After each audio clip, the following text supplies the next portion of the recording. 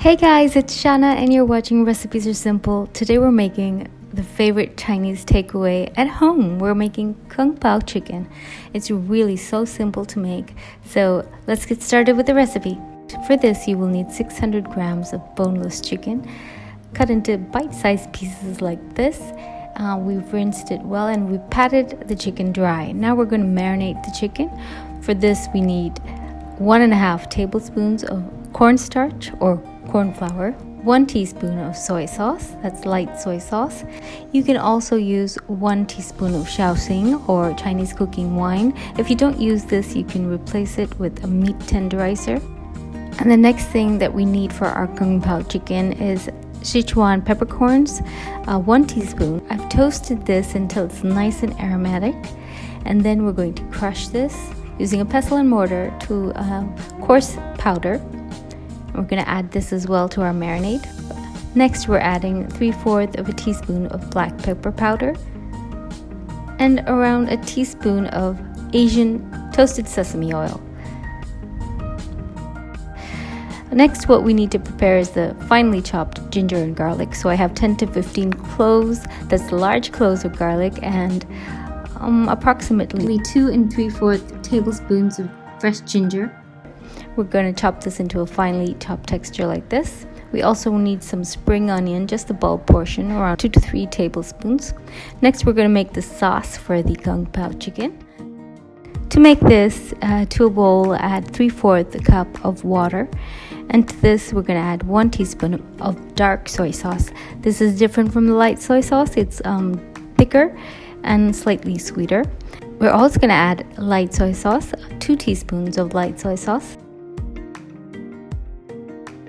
Next, we need 1 teaspoon of light brown sugar and 2 teaspoons of black rice vinegar. If you don't have black rice vinegar, you can substitute it with Worcestershire sauce, but the black rice vinegar is really more authentic.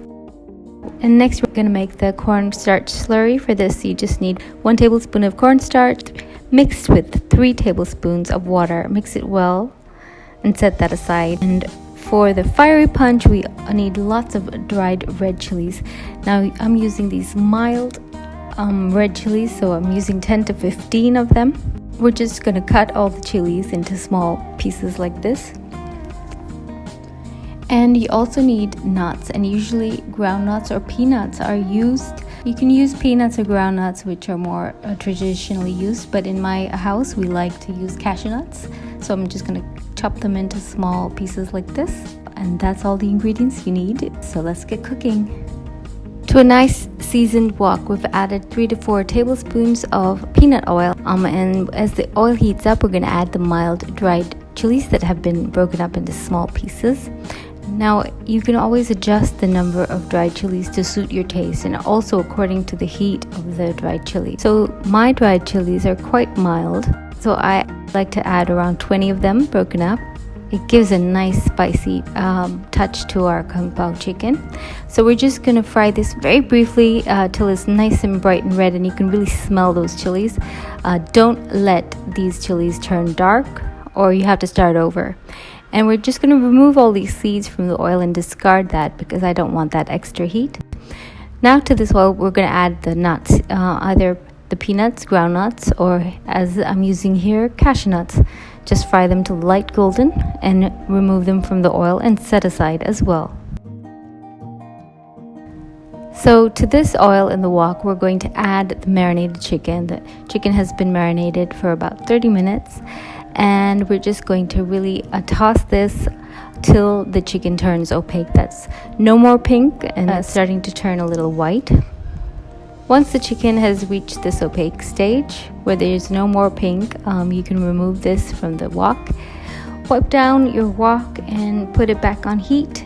For this, we're going to add another 2 tablespoons of peanut oil, and then we're going to add our finely chopped garlic and ginger.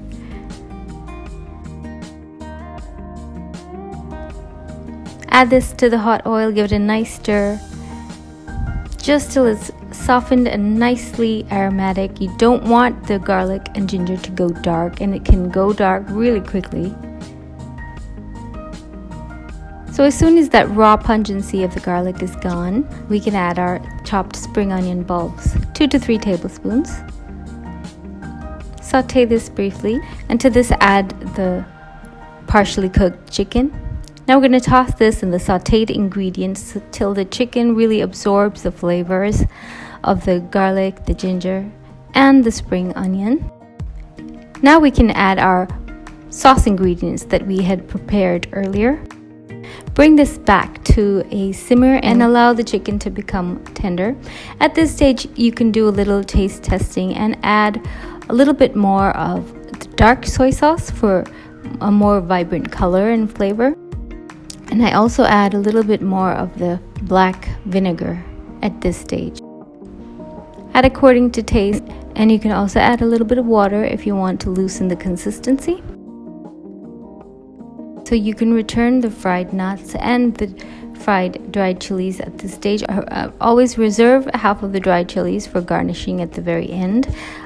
You also want to thicken this sauce with the corn flour or cornstarch slurry that we made earlier. You can also add the slurry before you add the nuts.